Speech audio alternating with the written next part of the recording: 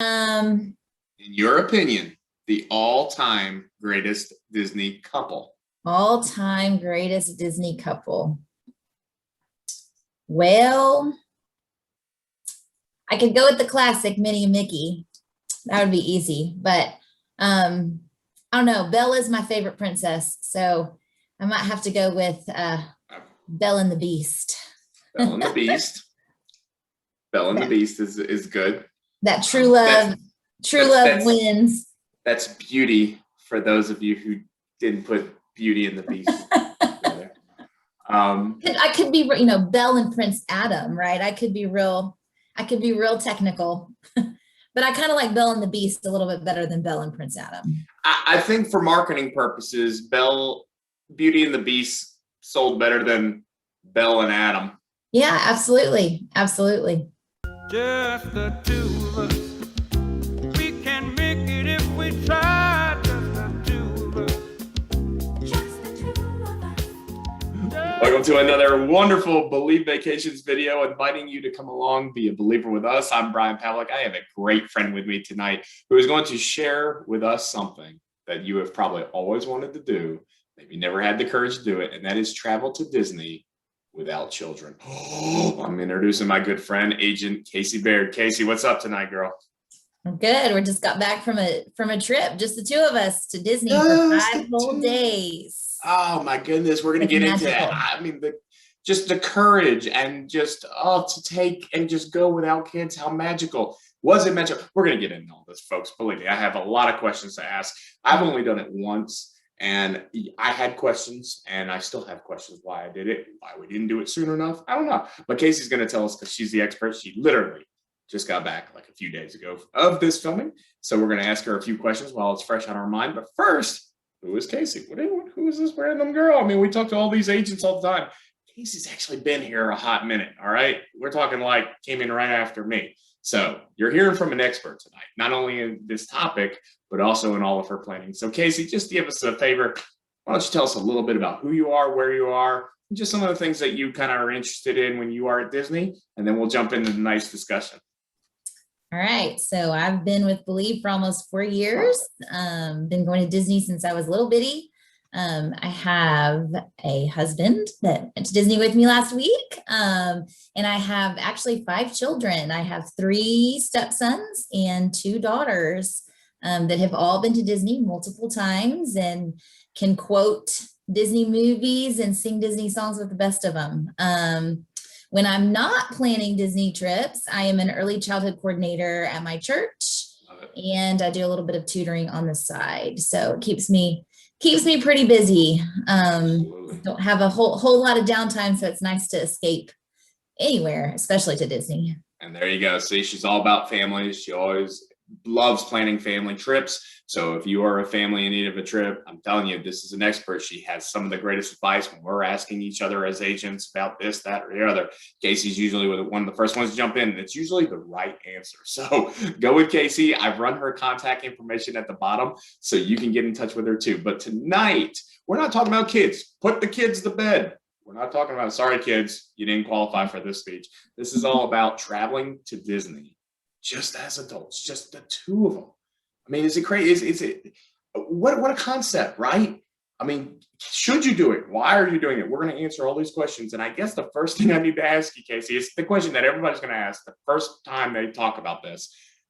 Why is it important to go to Disney as adults without kids? Well, I think it's important to go anywhere as adults, but I think Disney just allows you to, I don't know, you kind of get to be a kid again. There's no seriousness. It kind of, you get to run around and have fun, and you don't seem silly because you're right at Disney. And I just think Disney has so much to offer. It's not just, there's so many different things that you can do. There's great restaurants, there's great shows you can see. There's really nice resorts with good pools and lounges. And then of course there's the rides. It's always fun. And there's your high intensity rides and there's low intensity rides. So I just feel like Disney's a place where you can get just about anything you're looking for. And it's not very far away. Just a quick plane ride or a car ride, depending on how far away you are. So it was an easy easy answer for us to go. I'm curious, you mentioned 5 kids. What is the talk you have with the kids to say, hey, we're going to Disney. Sorry, we'll bring you. What do you say? Well, it actually was easier than I thought it would. The boys are older, so they are off in college and doing their own thing, but the girls love Disney. I mean, they've been to Disney lots of times. And so when we told them we were going to go without them, I really thought that they were going to be sad, but I think it helped that they were just there in November and they are going again in October. So they've got a trip to look forward to, and grandparents were coming to stay with them. And in our house, grandparents are just right under Disney World as far as excitement. So they were very excited to be able to stay with grandparents. And I think that's why they were okay with us going back. And of course, the promise of a surprise when you come back. Oh, spoiler alert. I was going to get to that question at the end, but we'll come back. We'll come back. It's always a good thing, but they actually went along with it much easier than I thought they would. That's awesome. So it's just a simple, hey, kids, we're going, and maybe you can come later if you behave. Maybe it's a turn. Maybe that's the way we do this. I don't know. But I guess my final question before we actually get into your experience, and maybe it's because of the COVID times or so. Why did you guys choose Disney and not some type of other domestic, probably international? Is a little hard these days, but why not just go to another major metropolitan city in the United States? I think because we both just love Disney. I mean, that's probably the simple answer. Right. We had always talked about it was for our 10th anniversary, and we'd always talked about wanting to go overseas for our 10th anniversary. And obviously, in these times, that was not a possibility. I think the reason why Disney was attractive was because it really is kind of all inclusive. I mean, obviously, it doesn't have food. We didn't really want to go to Mexico or anywhere like that. And so Disney was kind of an easy pick for us. We'd been talking for a long time about wanting to go, just the two of us, and just to kind of see what it was like. So it just kind of worked out timing wise. But I think too, because it was all inclusive, like you just get there and you don't have to really think real hard about what you're going to do next and where you're going to go. And that was appealing in a very busy end of the school year kind of time. So yeah, no, good for you guys, and especially going at the end of the year. We've talked off camera about you planning for Vacation Bible School, so it's got to be a great break for you just before all the craziness of the end of the year and yes, I came back and all that. Yeah, chaos. Absolutely. Well, you've now told the kids, you're now on the plane, you get there. How long do you plan when it was just you and your husband? Is this a whole week? Is this a few days? What's kind of the mentality thinking as far as how long you're going to stay away from your kids, but at the happiest place on earth? So I wanted to do each park. Yeah. So that's kind of a minimum of 4 days, unless we park hopped. We really wanted to be able to just enjoy each park one full day. So that gave us 4. The way we did it is that we flew out pretty much as early as we could on Monday morning. We took a 7:00 flight, and then we flew out as late as we could on Friday evening, left about 8:00 from Orlando.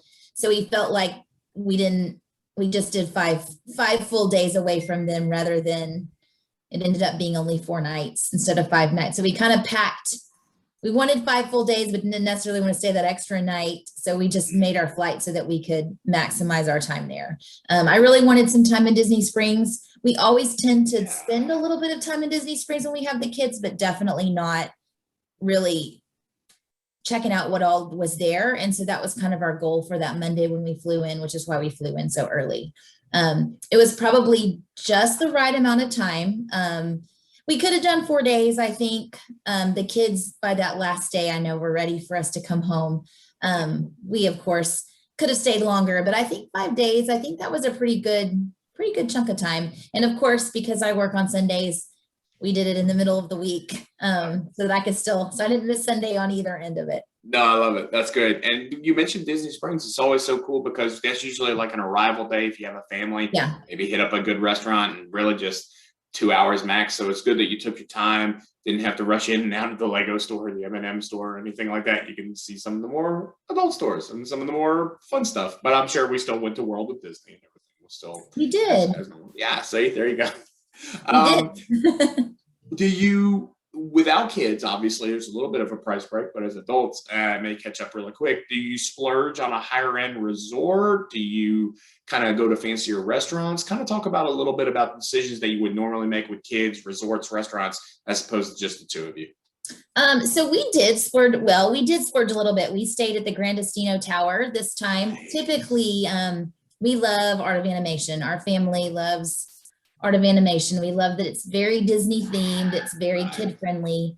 That's always a big deal when we stay with the kids. And so as adults, we were like, well, we don't necessarily need the big characters all over the place. The hidden Mickeys are enough of a Disney feel for us. And so we heard great things about the Grand Destino Tower, and I would highly, highly, highly, 2 thumbs up, recommend that location. So we did pick a place to stay based on just being the 2 of us, and finding one that was just a little bit more adult friendly. And so we did take that into consideration. As far as dining, we did choose to go to a few restaurants that we had been wanting to go to that necessarily we wouldn't or couldn't bring the kids to. It wasn't, we did Chef Art Smith's Homecoming, which was really yummy, at Disney Springs the night that we got there. And while it is very, very kid friendly, 100% you could take your kids there.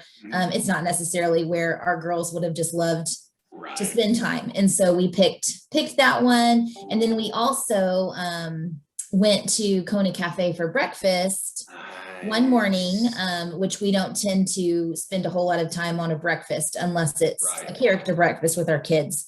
So that was another restaurant decision that we made, that we wanted to kind of try out with no kids. So both of those definitely were a play in part for us, just being the 2 of us. Oh, that's awesome too. I haven't tried, but I'm going to be looking forward to Chef Art's Homecoming probably in my July trip. And then Kona, who knows? Maybe one day I'll be able to try it out. But I've got 2 trips coming up, one without kids, one with kids. So yeah, you're giving me some good advice there, Miss Barrett. I love it. I love it. So you said that you went to all parks. Did you double up on a park, or we did not this time. Okay, so it's one per day. Did you find yourself, when we go as our families, and as often as me and you go, kind of have our routines. We know, Magic Kingdom, we're always going to start here, work our way around this, that, or the other. At Epcot, we may go right around, or we may go left around. Hollywood Studios, we rope drop this or another. Animal Kingdom, do you find yourself sticking to the same routine if you have kids as opposed to just you and your husband? So we're probably a little bit different than some families that have kids. We go pretty hard with our kids and without our kids at Disney. We get them up early and we stay all day. We don't usually go back to the resorts to nap. They nap in the stroller, and we go pretty hard all day. So we might have actually gone, I don't know, possibly a little bit slower as adults than we might have had with kids. We did not do exactly the same thing as we usually do. We actually dropped People Mover at Magic Kingdom because it was finally open again. And so wonderful. So that is not what we would have done with children. So that was kind of funny. We did that to Epcot. I'm trying to think. The other parks we probably did pretty similarly that we usually do with kids. We went to Toy Story Land first. Well, actually, no, we went to Mickey and Minnie's Runaway Railway first. Yes. And then we went and spent some time at Toy Story Land, which is typically what we do with the kids as well. And so yeah, so not too much different, but maybe a little bit different. We did Magic Kingdom. We tried real hard to get every single ride ridden and every single show seen. You had a countdown going, and you got up to 16. We got 20, I think. Excuse me. Yeah, we only missed let's see, Swiss Family Robinson Treehouse, which that doesn't count. We also missed unfortunately Country Bears because it was down twice. Splash Mountain we did not quite get to. Go back. What? We tried twice. Go for it. I'm done. Go. Keep going. I know we tried twice, and then I guess Tom Sawyer's Island and the Liberty Boat. We didn't get to those, but I mean we did pretty good. Yeah, basically Frontierland just It got you, man. Basically, we were like, no Frontierland. Not that You we didn't sink any battleships there. No, with you missed kids. them. But yeah, we tried really hard to get to see all of them. That was kind of a goal, was to see if we could get them all in one day, if it was possible. And I think it probably would have been, had we not waited for a couple of them to come back up, and they never did. But yeah, so that was a fun, kind of challenge at Magic Kingdom. Are there attractions, maybe at Magic Kingdom, just because it has the most, were there attractions that you kind of weren't as looking forward to riding without kids? Like, okay, so it's me and my wife, and there's Peter Pan's flight.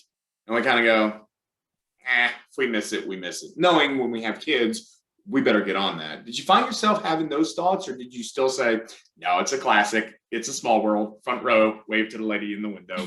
Are you still doing those? We still did most of them, but I think it was because it was, that was kind of part of our challenge. Okay.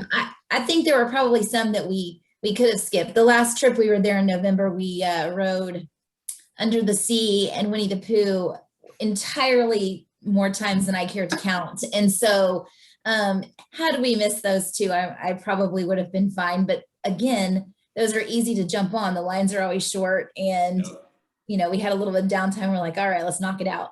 But we certainly did not do any of those more than once. I understand. Did you still hit the Barnstormer? I'm curious. We did hit the Barnstormer. See?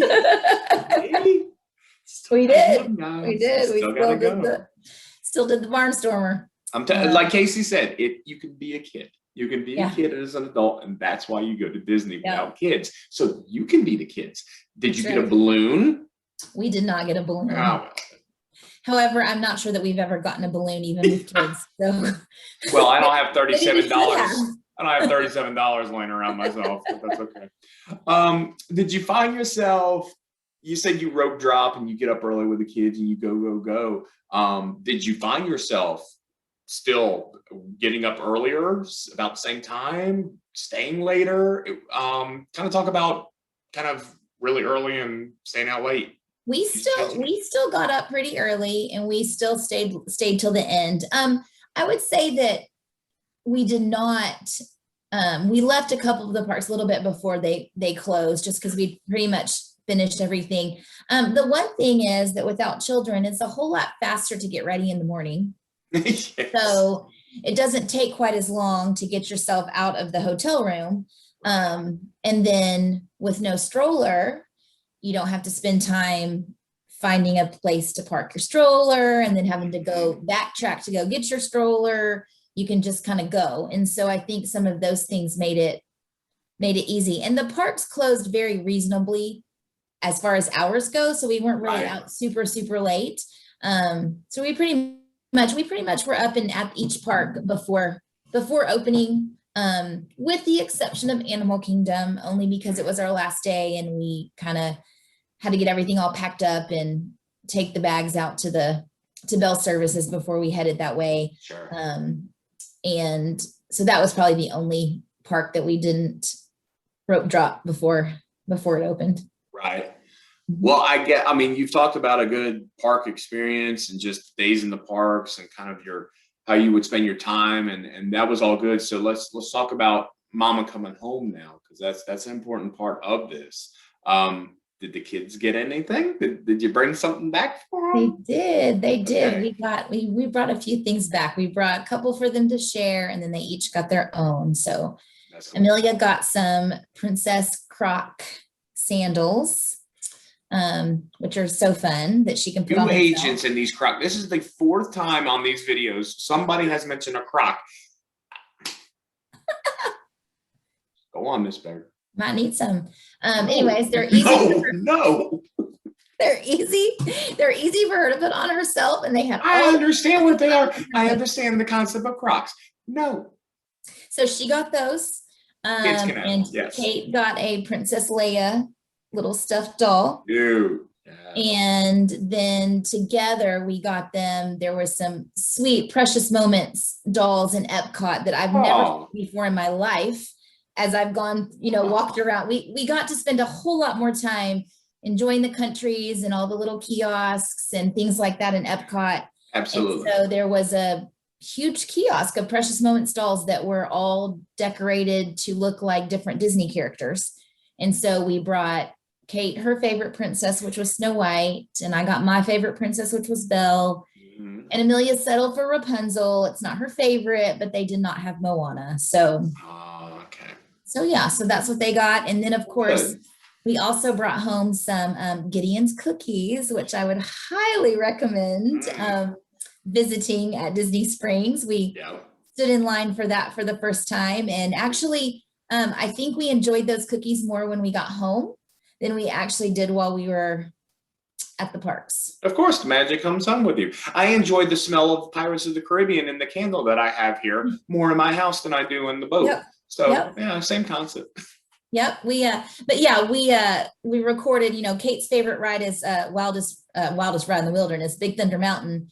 And so Steve and I recorded us screaming that before the ride took off, because that's what Kate usually does when she's with us. And so we sent that to her, and she thought she was pretty proud of us. She told us before we left, you better make sure that you go on Big Thunder Mountain. So don't worry, that's Mommy's favorite ride. So Absolutely.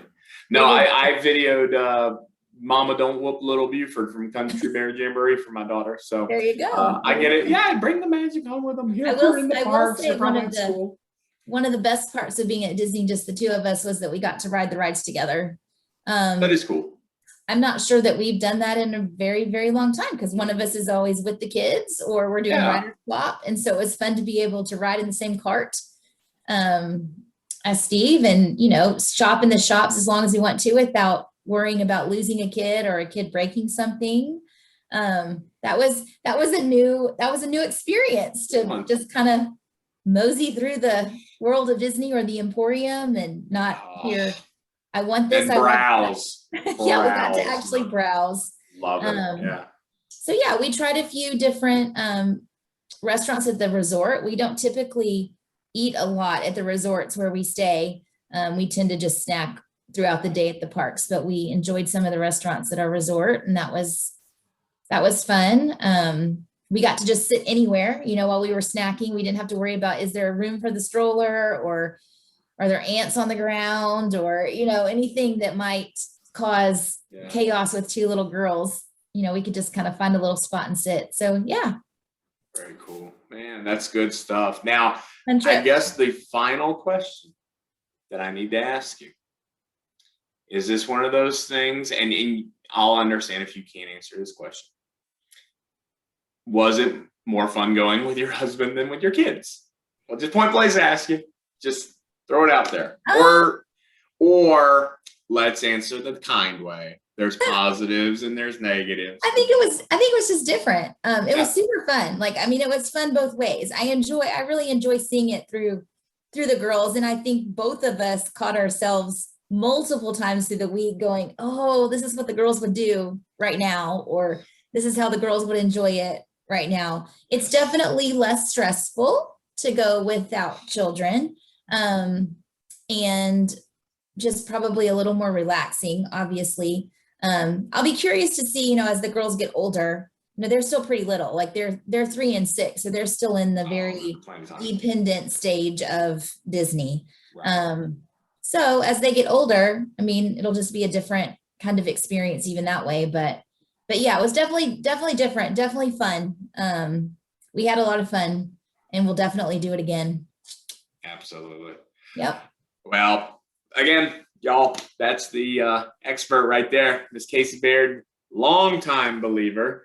And she's coming up on 4 years, I believe we've talked about it in October, November. So you've heard it. Again, she has a passion, not just for planning trips. We always talk about it when we do these videos with Believe Vacation Agents.